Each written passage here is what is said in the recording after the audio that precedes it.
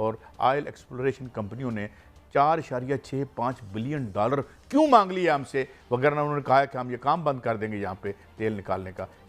Pakistan petroleum dealers association का 22 जुलाई से petrol pump बंद करने का ऐलान। नाज़रीन और हाज़रीन, आप सब लोगों को जो है दिल से मुबारकबाद पेश कर रहा हूँ, क्योंकि पाकिस्तान अपनी जो है 75 साल तारीख का सबसे बड़ा मार्का जो है सर करने के इंतहाई करीब है।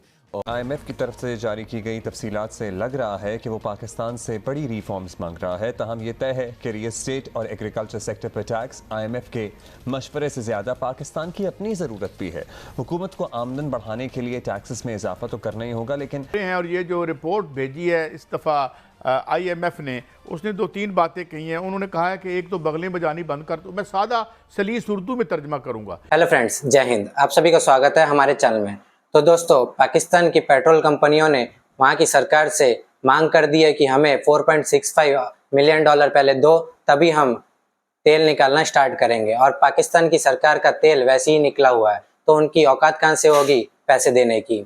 और पाकिस्तान की सरकार से IMF ने भी बोल दिया है कि हमारे पास हर बार भीख मांगने मत आया करो, कहीं और भी जाओ, तभी आपकी हालात सुधरेगी। तो दोस्तों चलिए देखते हैं पाकिस्तानी मीडिया और वहाँ के लोग इस पे क्या बोल रहे हैं, और मैं आपको मिलता हूँ वीडियो के एंड में। कि ये बगले मत बजाओ। अगर हमने तुम्हें एक ब्रीदर दे दिया है 3.5 बिलियन का, तो हमें 28 से 30 अरब डॉलर चाहिए। जाओ दूसरी डोनर एजेंसीज के पास जाओ और उनसे भी बेगिंग बाउल ले जाओ, या चले उसे जो भी आप कह लेते हैं, कोई उसको बाइज्जत नाम दे लें, वो लेके चले जाओ, क्योंकि ये हमें भिखारी तो हमारे PM साहब खुद कह चुके हैं, लिहाजा चले हमें भी माफ़ फरमा दें। इसके साथ उन्होंने ये फरमाया है, जो शराइत लगाई हैं, एक छोटी सी शर्त है, बड़ी बेज़रर सी, 40% आपने गैस की कीमतों में इजाफा करना है, और साथ ही 5% आपने जो यूनिट है उसकी कीमत में इजाफा करना है। डॉलर को आपने फ्री फ्लोटिंग पे छोड़ देना है, और जो इंटरबैंक रेट है और जो ओपन मार्केट में रेट है उसके दरमियान फ़र्क सिर्फ 1.25% का होगा। और इसका मतलब है कि डॉलर कहाँ जाता है। इसलिए कल मैं और आप ये खबर पूछ रहे थे कि जब 3.5 बिलियन डॉलर आ गया है तो डॉलर फिर क्यों महंगा हो रहा है। तो भट्टी साहब, ये जो पिक्चर है ये हमारे वो इज्तिमाई जराइम हैं जो मिलजुल के सब ने किए इसकी मुल्क की मैशत पर। ये वो माशी दहशत गर्दी थी जो एलीट कैप्चर की बात करते हैं। इसमें डिस्टिंक्शन करना गलत है कि ये फौजी थे, फौजी हुक्मरान थे और ये सिविलियन हुक्मरान थे, क्योंकि फौजी हुक्मरानों के बगल बच्चे थे जो सिविलियन हुक्मरान थे, और ये बाद में जो सिविलियन ऊपर आए वो फौज के साथी थे और फौज की ताकत के जरिए आए थे। 1977 से शुरू हो जाए जो कू हुआ था, वहाँ से लेके अब तक इन सबको ये जिम्मेदारी लेनी चाहिए जो भी हुक्मरान यहाँ पे हुआ, और इसको किसी इदारे पर हमले करने का जरिया मत बनाया जाए। जब आप मार्शल लॉ लगा देते हैं फिर आप इदारे में नहीं होते, फिर आप हेड ऑफ द स्टेट बन जाते हैं, फिर हम आप उस हवाले से हम आपको देखते हैं। बहरहाल किसी इदारे को मिस यूज़ नहीं होना चाहिए। एक खबर तो ये है। दूसरी खबर मैं आपको और देना चाहता हूँ, ये ज़रा इनकी अकल देखें। वो तेल कंपनियाँ जो पाकिस्तान में से तेल निकालती हैं, मेरी और आपकी धरती में से, वो 12% और 12.5% रॉयल्टी देती हैं, और 18% क्या देती हैं? वो 18% देती हैं वो आपको सेल्स टैक्स।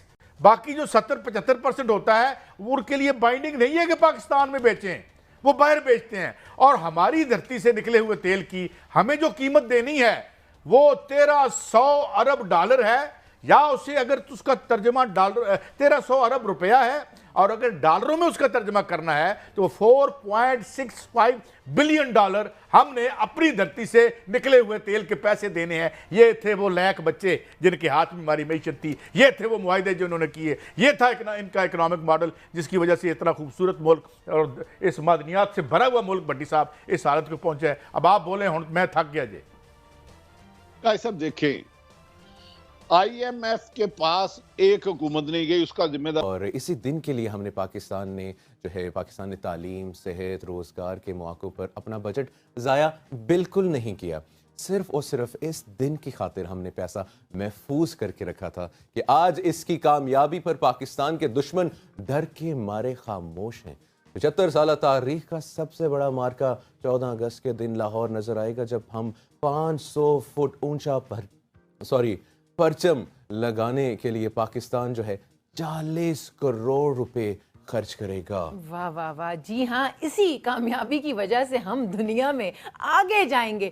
भारत समेत चीन और मगरबी दुनिया फजूल में अपना पैसा तालीम पर और सेहत पर इन्वेस्ट करती है। उनको पाकिस्तान से सीखना चाहिए कि 40 करोड़ की लागत से तैयार होने वाले झंडे की तफसीलात जो है सड़कों बनाने के लिए लग रहे थे 23 करोड़ आवाम के, वो चंद खानदान खाकर चले गए।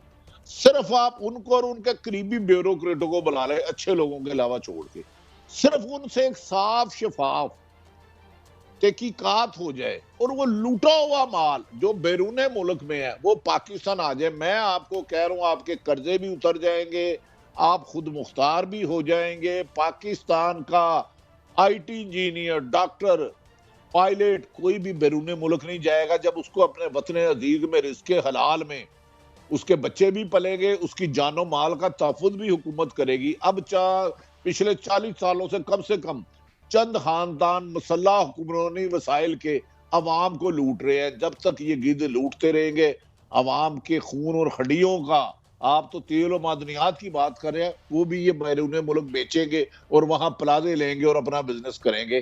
चंद खानदानों की कुर्बानी दे दे खुदा के वास्ते। अगर उन्होंने कोई गैर आईनी गैर कानूनी काम किया है तो जो अच्छे लोग हैं वो काबिल तारीफ है, वो किसी भी जमात में हो, किसी भी अदारे में हो, अब इंतकामी सियासत छोड़ दे।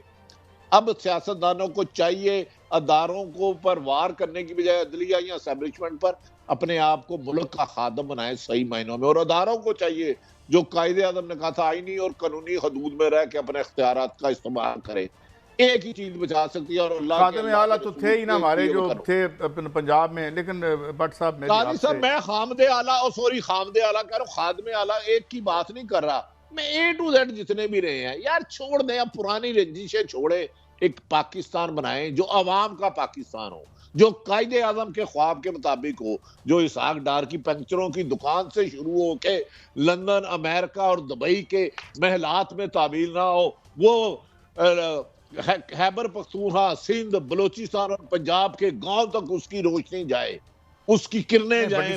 मेहनत का उसके बच्चे भी तो तरक्की कर सकते हैं ना, क्या फर्क पड़ता है? काजी साहब इस वक्त ये बात मानना पड़ेगी, 25.9% महंगाई की शरह, ये भी ठीक है, अवाम रुल गई, ये भी ठीक है, पेट्रोल नहीं मिल रहा, लोड शेडिंग, सारी चीजें मैं सारी मानने को तैयार हूं। लेकिन जिस तरह अभी आरिफ साहब ने फरमाया है कि ये IMF वाली बात किसी एक पे नहीं होती, ये है बात दुरुस्त। कहां से शुरू हुई थी जो मैंने आपको 4 दिन पहले भी प्रोग्राम में कही थी, बात सिर्फ ये है काजी साहब, पार्लियामेंट को आप जब तक सुपीरियर करार नहीं देंगे, एक चक्कर में लाया गया है तमाम सियासतदानों को। अच्छा, इनको गंदा कर दो, नवाज शरीफ बुरा, इसहाक डार बुरा, असद जरदारी बुरा। और पेट्रोलियम डीलर्स एसोसिएशन का क्या कहना है बताएंगे अंजुम वहाब हमारे साथ मौजूद है। आगा कीजिए अंजुम। जी बिल्कुल, पेट्रोलियम डीलर एसोसिएशन के अब्दुल समी खान तारिक कनौली ने यहाँ पे प्रेस कॉन्फ्रेंस में खिताब करते हुए कहा कि उनका इस मार्जिन के ऊपर जो उनको मार्जिन हुकूमत की जानिब से दिया जा रहा है 6 रुपये, उस पर काम नहीं कर सकते, इसको 11 रुपये किया जाए। अगर ये नहीं किया जाता तो 22 जुलाई से वो पूरे मुल्क में पेट्रोल पंप बंद कर देंगे। इससे पहले भी इन्होंने मार्जिन के ऊपर हड़ताल की थी और पेट्रोल पंप तकरीबन 4-5 दिन बंद रहे थे। आज भी इन्होंने यही हुकूमत को वार्निंग दी है कि इनका मार्जिन बढ़ाया जाए वरना वो पेट्रोल पंप बंद कर देंगे। साथ साथ उन्होंने कहा कि उनके कारोबार में सबसे बड़ी वजह स्मगलशुदा ईरानी पेट्रोल और डीजल है, जिसकी वजह से उनकी सेल 30% तक कम हो गई है, जिसको कराची आने से कोई भी नहीं रोक रहा। एंड फाइनेंशियल पॉलिसीज कहलाता है जो हमने IMF के साथ तय किया और कल IMF की वेबसाइट पे आया, इसको गौर से पढ़ें तो हमें अंदाज़ा होगा कि ये एक बहुत ही सोबरिंग अकाउंट है उस इकोनॉमी का जो एनर्जी सेक्टर में ब्लीड कर रही है। और उन्होंने टर्म्स यूज़ किए हैं कि एनर्जी सेक्टर में एक्यूट हो गई हैं प्रॉब्लम्स FY23 में। इसी तरह आप देखें तो हमारा फिजिकल सेक्टर और सबसे ज़्यादा जो चैलेंज्ड है वो ऑफ कोर्स हमारा एक्सटर्नल सेक्टर है। हमें $28 अरब से ज़्यादा रकूम जमा करनी है अगले साल में। ये पूरे MEFP को देख के मुझे ये बहुत ही तशवीश से कहना पड़ता है कि अगले साल भी जो महंगाई की शरह उन्होंने सोची है वो सोच रहे हैं, बल्कि मॉडल कर रहे हैं, तो वो 26% के करीब है, यानी कि कीमतों का बढ़ना यहाँ से 26% है। अभी हम जो FY23 ख़त्म करके आ रहे हैं, ये हम ख़त्म करके आ रहे हैं तकरीबन 29-30% से। ये किसी भी तौर पे एक आम क्या एक खास इंसान के लिए भी पाकिस्तान में, यानी कि जो थोड़ा सा ज्यादा भी कमा रहे हैं, एक बहुत। तो दोस्तों अभी तक आपने पूरा वीडियो देख ही लिया है, तो वीडियो को ज्यादा से ज्यादा लाइक करें और हमारे चैनल को सब्सक्राइब करना बिल्कुल ना भूलें और वीडियो को ज्यादा से ज्यादा शेयर करें और हमारे साथ जुड़ें। तो मैं आपको मिलता हूँ नेक्स्ट वीडियो में। जय हिंद।